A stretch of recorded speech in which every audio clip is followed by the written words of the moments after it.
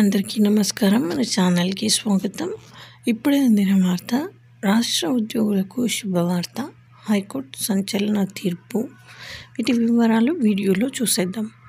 దయచేసి సబ్స్క్రైబ్ చేయండి. సబ్స్క్రైబ్ చేయడంతో నేను చేసే ప్రతి ఒక్క ఇన్ఫర్మేషన్ మీకు నోటిఫికేషన్ రూపంలో వస్తుంది.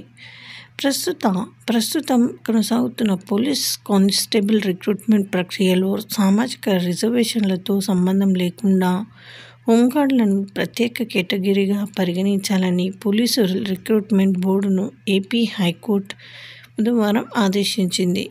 ప్రిలిమినరీ పరీక్షలో వచ్చిన మార్కుల ఆధారంగా హోంగార్డులకు ప్రత్యేక మెరిట్ జాబితాను రూపొందించాలని న్యాయమూర్తి జస్టిస్ సత్యసుబ్బారెడ్డి తీర్పు వెలువరించారు.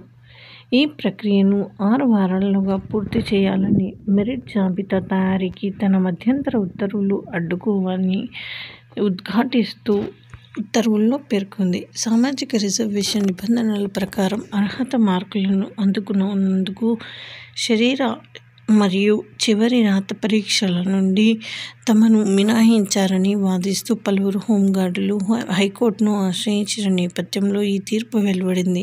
ఏళ్ల తరబడి హోంగార్డులుగా పనిచేసిన తమను రెగ్యులర్ అభ్యర్థులతో సమానంగా చూడలేమని, కానిస్టేబుల్ ఎంపిక ప్రక్రియలో ప్రత్యేక కేటగిరీగా గుర్తించాలని డిమాండ్ చేశారు.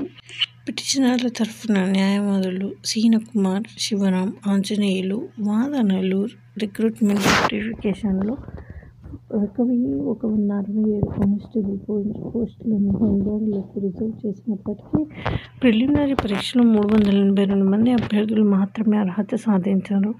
మిగిలిన పోస్టులను జనరల్ కేటగిరీ అభ్యర్థులతో భర్తీ చేయడం వల్ల హోంగార్డులకు అన్యాయం జరుగుతుందని పిటిషనర్లు వాదించారు. హైకోర్టు ఆందోళనలు అంగీకరించి మరియు నియామక ప్రక్రియలో హోంగార్డులకు సమానమైన పరిగణన పొందేలా చూసేందుకు సమస్యను న్యాయంగా చూడాలని కోరారు. ఇది ఫ్రెండ్స్, థ్యాంక్స్ ఫర్ వాచింగ్.